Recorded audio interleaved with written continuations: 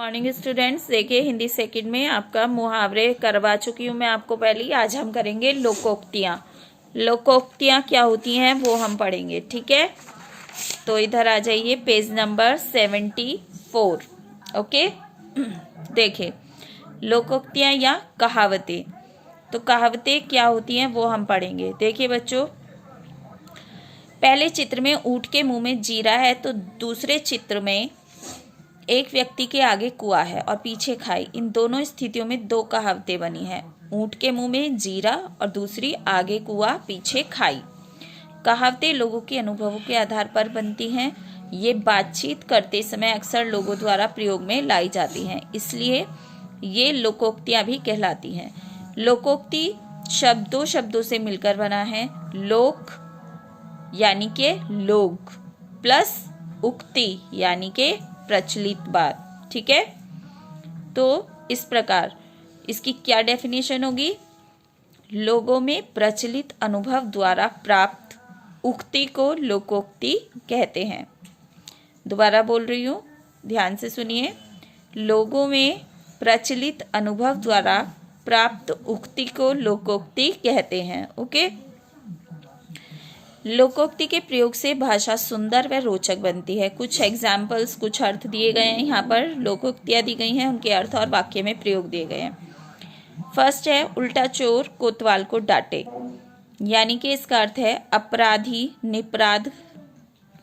निरपराध पर दोष लगाए। इसका वाक्य प्रयोग, एक तो यश ने पायल की घड़ी खोदी, ऊपर से उसे ही दोष दे रहा है, उसे कहते हैं उल्टा चोर कोतवाल को डांटे। मतलब गलती हमारी और उल्टा हम दूसरे को डांट रहे हैं, ठीक है।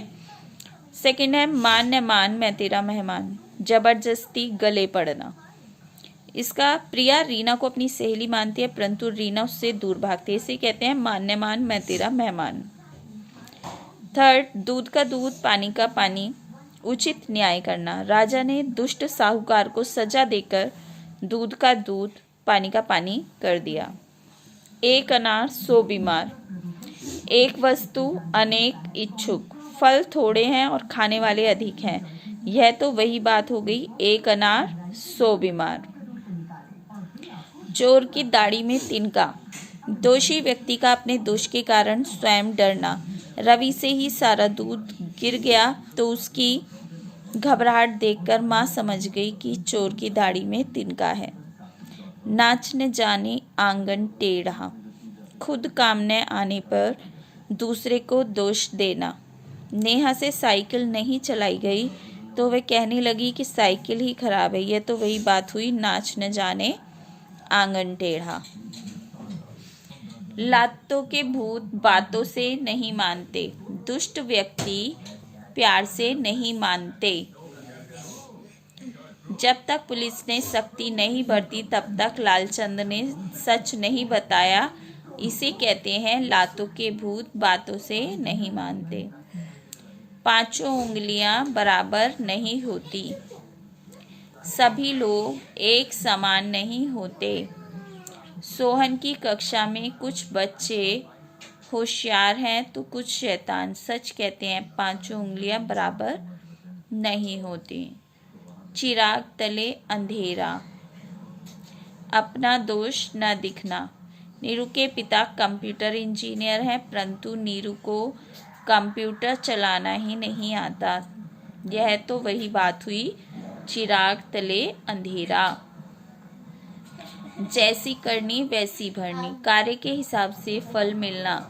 तुमने समय पर पढ़ाई नहीं की तो फेल तो होना ही था, जैसी करनी वैसी भरनी। ऊंची दुकान फीका पकवान, झूठी प्रसिद्धि।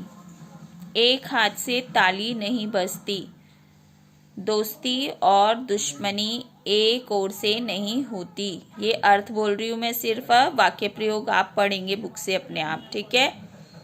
जिसकी लाठी उसकी भैंस, शक्तिशाली की ही जीत होती है। जान है तो जहान है, जीवन सबसे अधिक मूल्यवान है। हाथ कंगन को आरसी क्या, प्रत्यक्ष के लिए प्रमाण की आवश्यकता नहीं है। ठीक है, तो ये सब लोकोक्तियाँ, इन्हें आप सब पढ़ेंगे। ठीक है, इसके बाद चलिए अपनी बुक एक्सरसाइज कर लीजिए, वो मैं करवा देती हूँ आपको। सबसे पहले है निम्नलिखित लोकोक्तियों के सही अर्थ पर राइट का चिन्ह लगाइए। एक अनार 100 बीमार, तो कौन सा अर्थ सही है? एक वस्तु अनेक इच्छुक, एक वस्तु को लेने के लिए जब कई लोग खड़े हो जाते हैं तो बोलते हैं एक अनार 100 बीमार। काला अक्षर भैंस बराबर, उचित न्याय करना, चिराग तले अंधेरा, अपने दोष न दिखना,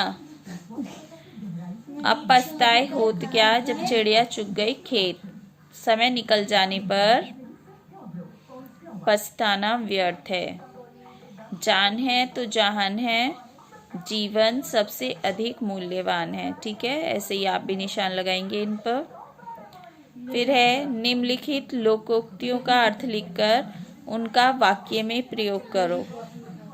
फर्स्ट है बंदर क्या जाने अदरक का स्वाद, तो मैंने यहाँ पर अर्थ लिख दिया है गुणहीन व्यक्ति दूसरों के गुणों को नहीं समझता, क्योंकि जिसमें खुद गुण नहीं होते वो दूसरों के गुणों को भी नहीं समझता, इसलिए बोल देते हैं बंदर क्या जाने अदरक का स्वाद। ठीक है, जिसकी लाठी उसकी भैंस, शक्तिशाली की ही जीत होती है। 5 उंगलियां बराबर नहीं होती, सभी लोग एक समान नहीं होते।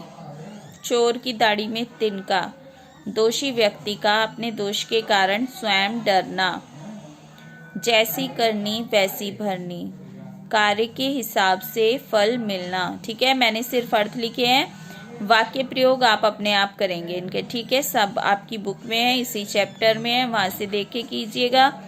ठीक है, वाक्य प्रयोग आप अपने आप यहाँ पर लिखिएगा, अर्थ मैंने लिख दिए हैं। ठीक है, चलिए ये चैप्टर आपका कंप्लीट हो जाता है, इसको सभी बच्चे लर्न करेंगे। Okay, good day.